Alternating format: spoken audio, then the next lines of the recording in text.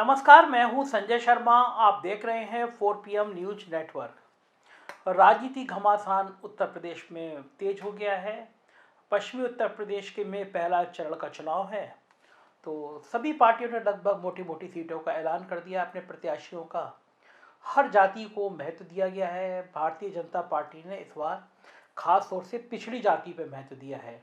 107 सीटें जो डिक्लेयर हुई हैं उसमें 44 पिछड़ी जातियों की हैं, 19 शेड्यूल कास्ट की हैं। तो पिछड़ी जातियों की जो घमासान अखिलेश यादव ने शुरू किया, पिछड़ी जातियों को लामबंद किया, उसने बीजेपी को चिंता में डाला कि अगर बैकवर्ड एक जगह हो गए तो परेशानी पैदा हो जाएगी। और कम से कम उन विधायकों को अखिलेश यादव को थैंक यू कहना चाहिए जिन विधायकों के टिकट कट रहे थे, मगर जो भगदड़ मची स्वामी प्रसाद मौर्य, दारा सिंह, धर्म सिंह सैनी, इनके कारण बीजेपी के बहुत बड़ी संख्या में टिकट कटे नहीं। कहाँ ये बात हो रही थी कि 150-200 टिकट बदल देगी पार्टी, और बीजेपी के वर्कर्स भी कह रहे थे जब इतनी बड़ी संख्या में टिकट बदल जाएंगे तो माहौल एकदम बदल जाएगा, नए प्रत्याशियों के चुनाव जीत जाएंगे। मगर वो प्रेशर था कि अगर ज़्यादा भगदड़ मची तो और ख़राब मैसेज जाएगा, क्योंकि लगातार ये जो बड़े बड़े 2-3 मंत्री चले गए इनके जाने से मैसेज खराब हुआ। तो फिर ये भगदड़ रोकी गई और सबसे चौंकाने वाला फैसला योगी आदित्यनाथ को लेकर हो गया। बहुत उम्मीद थी योगी आदित्यनाथ के अयोध्या से लड़ने की। योगी आदित्यनाथ की पूरी टीम तैयारी कर रही थी, उनके ओएसडी जा रहे थे, लोगों से मिल रहे थे, गिफ्ट बांट रहे थे। पूरा बूथ मैनेजमेंट, कौन सा बूथ पे कौन इंपॉर्टेंट पदाधिकारी हैं, ये वहाँ पे मॉनिटर हो रहा था। और योगी आदित्यनाथ को भी कभी सपने में अंदाजा नहीं था कि उनको गोरखपुर शहर भेज दिया जाएगा। तो आज मेरे पास दिल्ली से भी कई सारे फ़ोन आए और लखनऊ के मीडिया की कई सारे लोगों ने संपर्क किया और ये पूछा क्या कि योगी आदित्यनाथ को फंसा दिया गया। अगर राधा मोहन अग्रवाल समाजवादी पार्टी के प्रत्याशी हो गए, आज अखिलेश यादव ने भी प्रेस कॉन्फ्रेंस की और कहा कि अब हमें बीजेपी आराम से टिकट काटते, हमें किसी को नहीं लेना, लेकिन एक आदमी का बोले हाँ एक सीट खाली है, इशारा राधा मोहन अग्रवाल के लिए था। तो राधा मोहन अग्रवाल क्या अगर समाजवादी पार्टी के प्रत्याशी हो गए तो योगी आदित्यनाथ फंस सकते हैं, चुनाव हार सकते हैं। और योगी आदित्यनाथ अगर गलती से भी चुनाव हार गए तो फिर क्या उनके राजनीतिक कैरियर में कुछ बचेगा? क्या ये एक साजिश है गोरखपुर में योगी आदित्यनाथ को फंसाने की, उनको कमज़ोर करने की, उनका क्षेत्र सीमित कर देने की? कुछ कुछ लगता है। लोग कह रहे थे नहीं ऐसा कभी नहीं होता, मुख्यमंत्री कभी चुनाव हारती नहीं है, जो मुख्यमंत्री होता है वो कभी चुनाव नहीं हारता, क्योंकि इतना बड़ा एम्पायर होता है उसका, सारी व्यवस्थाएं होती हैं। बात भी सही है। योगी आदित्यनाथ ने गोरखपुर में बहुत व्यू रचना करी, अपने मन के पसंदीदा सबसे डीएम और एसपी तैनात किए। लेकिन बड़ा सवाल यह कि योगी आदित्यनाथ ने जब अपने जनपद में अफसर तैनात किए तो भी उनके मानक का ध्यान नहीं रखा। जैसे इस सरकार जो सबसे बड़ी उपलब्धि बताती है वो कुंभ का मेला बताती है कि हमने प्रयागराज में कुंभ का आलीशान मेला किया। आप सब जो मेरे इतने जागरूक दर्शक हैं, तो मैं एक बात आपको बताना चाहता हूँ। इससे पहले जब समाजवादी पार्टी सरकार ने कुंभ मेले का आयोजन कराया था, वो इससे कहीं गुना शानदार हुआ था। कैसे हुआ मैं वो भी बताता हूँ आपको। मेले का आयोजन एक मुसलमान नेता कर रहा था, नाम था आजम खां, जो बीजेपी ने जिसको विलेन बना दिया है, और उनका बेटा रिहा हुआ है अब्दुल्ला। और बीजेपी की और नोएडा वाले जो चैनल कहे जाते हैं नोएडा चैनल, उन सबकी आंखें मतलब बाँछें खिल गई हैं कि अब अब्दुल्ला निकलेंगे, अब्दुल्ला कुछ बयान देंगे जिससे कुछ हिंदू मुसलमान बन जाएगा। और मेरे को बताया गया है कि बड़ी कोशिश कर रही है सरकार पिछले दरवाजे से कि आजम खां किसी तरह बाहर आ जाए, क्योंकि आजम खां की इस समय ज़रूरत बहुत पड़ रही है बीजेपी को। अखिलेश यादव कोई भी ऐसा बयान नहीं दे रहे हैं कि जो हिंदू मुस्लिम के पक्ष पिच पे चला जाए।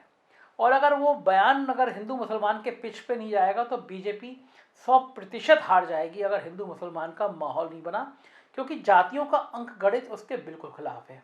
तो मैं बात कर रहा था अफसरों की कुंभ मेले की। कुंभ मेला जो बीजेपी ने कराया, वो उसकी कैग रिपोर्ट मतलब सरकारी संस्था, सरकारी एजेंसी, जब वो कैग रिपोर्ट आई तो सबके पसीने आ गए। करोड़ों रुपए का घोटाला योगी आदित्यनाथ के कुंभ मेले में हुआ। और मैं फिर कहता हूँ कि एक भ्रम फैला कर दिया गया कि योगी सरकार ईमानदार सरकार, ईमानदार सरकार। जितने घोटाले इस सरकार में हुए उतने घोटाले शायद मायावती की सरकार में भी आप दर्ज नहीं कर सकते। घोटालों की सरकार बन गई है, क्योंकि लगातार एक के बाद एक घोटाला सामने आता रहा, लोग बदनाम होते रहे। तो कुंभ में जब कैग की रिपोर्ट ने ये चीज़ सामने लाई कि बहुत बड़ी संख्या में घोटाले हो गए हैं। यहाँ तक था कि कुछ मोटरसाइकिल स्कूटर के नंबर थे, ओरिजिनल नंबर स्कूटर मोटरसाइकिल के दिखाया, वो नंबरों पे ट्रैक्टर हैं, ट्रैक्टर की मिट्टी ढुल रही है। करोड़ों रुपए का गोलमाल हुआ। तो ये ना, ये चीज़ है कि जो मेला अधिकारी है, जिसकी ड्यूटी होती है, उसको निलंबित करना चाहिए, क्योंकि उसी की जिम्मेदारी होती है, साइन उसके होते हैं। नाम था विजय किरण आनंद। सबको उम्मीद थी कि भाई कुंभ में इतना बड़ा घोटाला हुआ है, सस्पेंड कर देगा, लेकिन उसको इनाम में मिला गोरखपुर की डीएम की कुर्सी। तो बड़ा सवाल हुआ कि क्या बेईमानी का हिस्सा इतना ऊपर तक जाता था कि कुंभ में जिसने भ्रष्टाचार किया हो वो गोरखपुर का डीएम बन जाए। एक दूसरी घटना हुई गोरखपुर में, शराब के नशे में धुत एक इंस्पेक्टर ने एक बेगुनाह लड़के घूमने आए थे, उनको होटल में पीट पीट के मार दिया। फिरौती का मामला था, वसूली करने गया था इंस्पेक्टर। सीबीआई ने भी इसको चार्जशीट किया। डीएम और एसपी जिनको ये करना चाहिए था, तत्काल उस इंस्पेक्टर के खिलाफ एफआईआर लिखते, उसको बंद करते। तो वो मृतक की पत्नी को बुलाकर धमका रहे थे कि आप एफआईआर लिखा दोगी, कुछ नहीं मिलेगा और ये सरकार है, इस तरह की बातें। तो ये जो जनमानस में चीज़ें थी, ये बहुत खराब गई। ये लगा कि योगी आदित्यनाथ का ऐसे भ्रष्ट डीएम और एसपी से रिश्ता क्या है। पर डीएम और एसपी मुख्यमंत्री के क्षेत्र में वो तैनात होने चाहिए जो कानून का काम करे, जो ईमानदार काम करे। मठ में कोई एक अजय सिपाही रहता है, उसको लेकर तरह तरह के किस्से। सिपाही है केवल, कभी यूनिफॉर्म में नहीं दिखेगा। और जो आईजी वाईजी है वो भी इससे कांपते थे कि ये कौन सिपाही है जो मुख्यमंत्री के नाक का बाल है। मुख्यमंत्री ने जो ताकत थी हिंदू युवा वाहिनी की, जो गोरखपुर में थी, उसके सर्वे सर्वाते सुनील सिंह। आप कभी जाएंगे तो आपको गोरखपुर में आसपास मालूम करिए, वो व्यक्ति था जो बाबा के लिए यानी योगी आदित्यनाथ के लिए जान दे सकता था। लेकिन जब मुख्यमंत्री बने तो उसी को किनारे कर दिया, और फिर बाद में उसको इतना प्रताड़ित किया, जेल भेजे, मुकदमे लगाए, अंततः वो समाजवादी पार्टी में चला गया। मटका और हाता, हाता मतलब हरिशंकर तिवारी, इनका बड़ा विरोध रहता है। मतलब वहाँ पे मठ जो है उसके प्रति बहुत श्रद्धा है लोगों की मन में। मठ का बड़ा महत्व है, और मठ माना जाता है ये क्षत्रियों की पीठ है, ठाकुरों की पीठ है। और हाता हरिशंकर तिवारी का घर है। हरिशंकर तिवारी एक ज़माने में उत्तर प्रदेश के बेताज माफिया डॉन थे, बहुत ज़बरदस्त थे। और वहाँ गोरखपुर के शाही जो थे, उनसे वीरेंद्र प्रताप शाही से लड़ाइयाँ रहती थी, जो बाद में ब्राह्मण बनाम ठाकुर के रूप में माफियाओं में लड़ाई स्थापित हो गई। तो योगी आदित्यनाथ जब मुख्यमंत्री बने तो उन्होंने हाथा पे पुलिस का छापा पड़वा दिया। बतला था कि हरिशंकर तिवारी को बेइज्जत करना था, लेकिन गोरखपुर सहित पूरे पूर्वांचल में इसका बड़ा खराब संदेश गया कि आपने ब्राह्मणों के स्वाभिमान पर चोट की है। पिछले उपसभा चुनाव में उपेंद्र शुक्ला एक ब्राह्मण कैंडिडेट खड़े हुए थे, माना गया कि योगी आदित्यनाथ ने सपोर्ट नहीं किया, उनको विरोध किया। तो ब्राह्मणों में एक बहुत बड़ी नाराजगी है। तो मैं बात कर रहा था कि ये बात आती थी कि भाई मुख्यमंत्री हैं तो इतना बढ़िया व्यवस्था करेंगे, अफसरों को तैनात करेंगे तो हार सकते नहीं।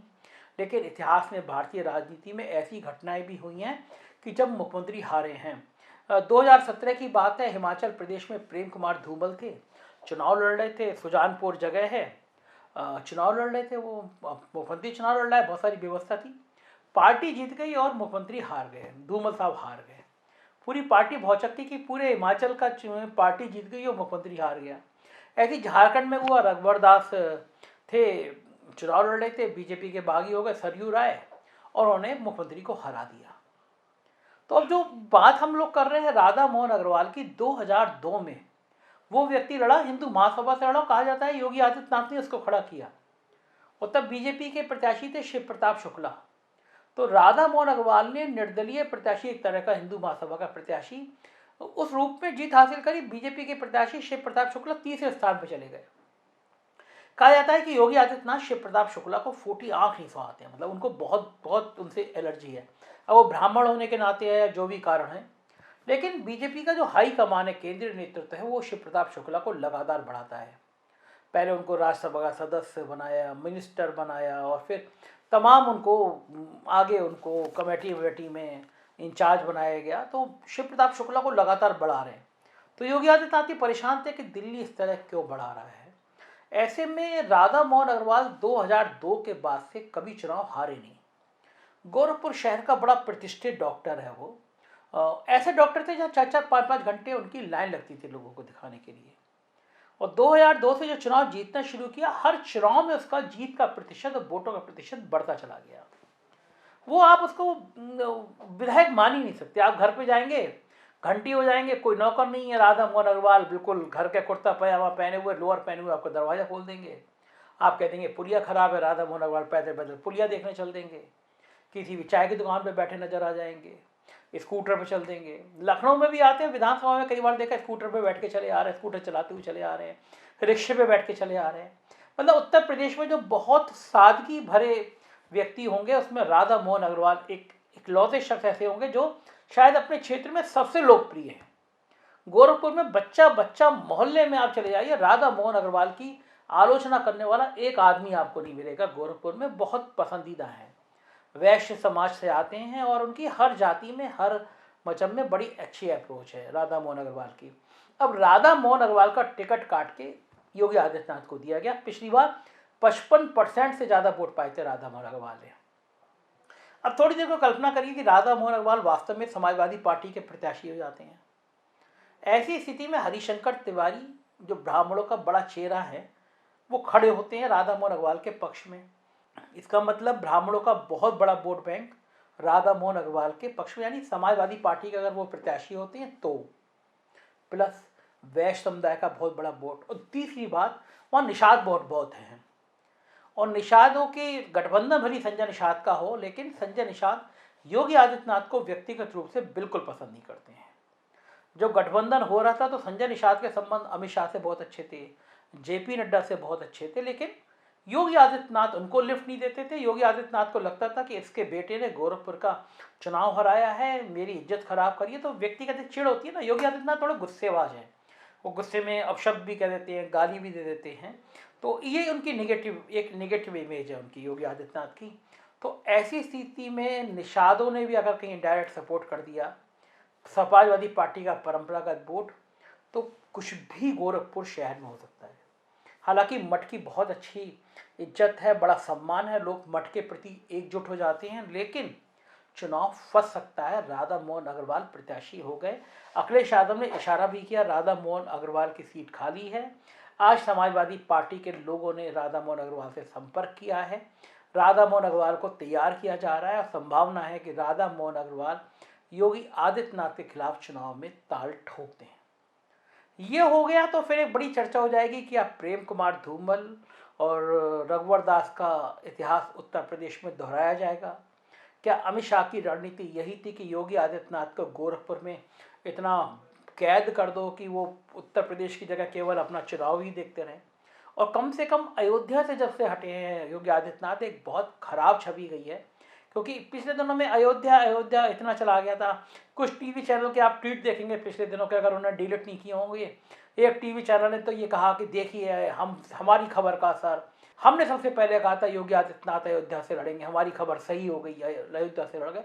सबको पता था अयोध्या से लड़ना है, और अयोध्या से लड़ते तो पूरी दुनिया में योगी आदित्यनाथ की चर्चा होती है, मगर बीजेपी ने उनको गोरखपुर सीट से कैद कर दिया। कह दिया कि भाई स्वामी प्रसाद मौर्य परलोना में गए, पूर्वांचल की कुछ सीटों पे आप यहाँ से लड़ेंगे तो उसका जातिगत असर हो जाएगा। लेकिन बड़ा सवाल यह कि अगर अयोध्या से लड़ते तो पूरे पूर्वांचल में असर होता भाई, वो धार्मिक मुद्दा बनता, और जो बीजेपी एक हिंदू मुस्लिम की लाइन पे खींचना चाह रही है वो तो अयोध्या से बनती, गोरखपुर के लड़ने से तो बनती नहीं। तो एक बड़ा संदेश ये भी जा रहा है कि भारतीय जनता पार्टी ने क्या ये भी समझ लिया है कि इस बार उत्तर प्रदेश में हिंदू मुसलमान का यानी सांप्रदायिक ध्रुवीकरण नहीं चल पा रहा। 4-5 महीने से प्रयोग किए जा रहे हैं, कभी दाढ़ी, कभी भारत पाकिस्तान, कभी तालिबान, कभी छोटा पजामा, कभी टोपी, लेकिन चल नहीं पा रहा। तो जब ये समझ में आ गया कि अगर धार्मिक आधार पे विभाजन नहीं हुआ तो हमको जाति के मुद्दे पर लड़ने पड़ेगा, तो फिर स्वाभाविक एक परेशानी पैदा हो जाएगी। तो योगी आदित्यनाथ के लिए बड़ी कड़ी परीक्षा है। कहीं राधा मोहन अग्रवाल ने उनको निपटा दिया तो योगी आदित्यनाथ का राजनीतिक कैरियर खत्म हो जाएगा। और मुझे लगता है भारतीय जनता पार्टी में योगी आदित्यनाथ इकलौते ऐसे नेता बचे हैं जिनको 90% भारतीय जनता पार्टी के नेता चाहते हैं कि वो हार जाएं। भारतीय जनता पार्टी के जितने विधायक हैं, सांसद हैं, इसका कोई प्रमाण नहीं है। मुझसे आप कहेंगे प्रमाण, तो मैं आपको प्रमाण नहीं दे पाऊंगा, लेकिन अगर मुझसे कहेंगे तो मेरे से व्यक्तिगत रूप से, चूंकि व्यक्तिगत रूप से बातें कोड नहीं की जा सकती, दावा कर सकता हूँ 90% विधायक, 90% सांसद, दिल्ली का दरबार, ये सब चाहते हैं योगी आदित्यनाथ हार जाएं। तो आप पार्टी की कमान जिस व्यक्ति को दे रहे हैं, उस पार्टी के ही विधायक सांसद चाहते हैं कि हमारा राजा ही हार जाए, हमारी सेना का मुखिया ही हार जाए, क्योंकि कारण ये है कि शायद ही कोई विधायक मुझे ऐसा मिलता होगा जो ये कहते हैं कि हाँ हम लोगों के काम हो जाते थे। 90% विधायक कहते हैं कि उनको बहुत अपमानित किया गया। मंत्रियों में भी अगर आप महेंद्र सिंह, सुरेश राणा, मोती सिंह, इस तरह 2-3 मंत्री छोड़ दीजिए जो केवल ठाकुर थे, तो बाकी सारे मिनिस्टर का अपमान हुआ, उनकी बातें सुनी नहीं गई। तो जो कहते हैं ना, जो जैसा बोता है वैसा पाता है। योगी आदित्यनाथ आज राजनीति के उस बियावान में जाते हुए नजर आ रहे हैं कि कहाँ कुछ महीने पहले, 1 साल पहले वो देश के प्रधानमंत्री बनने का ख्वाब देखते थे। उनके सलाहकार, उनके अफसर कहते थे आप में प्रधानमंत्री पद का मटेरियल है, और कहाँ हालात ऐसे बन गए हैं कि विधानसभा में पहुंचने के लिए उनको इतने कड़े संघर्ष से जूझना पड़ता है अगर राधा मोहन अग्रवाल बगावत पे आ गए। कुछ भी हो सकता है राजनीति में, हम आपको बताते रहेंगे राजनीतिक पहलुओं के बारे में। आप देखते रहिए 4PM न्यूज़ नेटवर्क, यही चैनल है जो खरी खरी और सच बताता रहेगा। सब्सक्राइब करिए, दोस्तों से कहिए, सच और सच यही बोला जाता है। Thank you.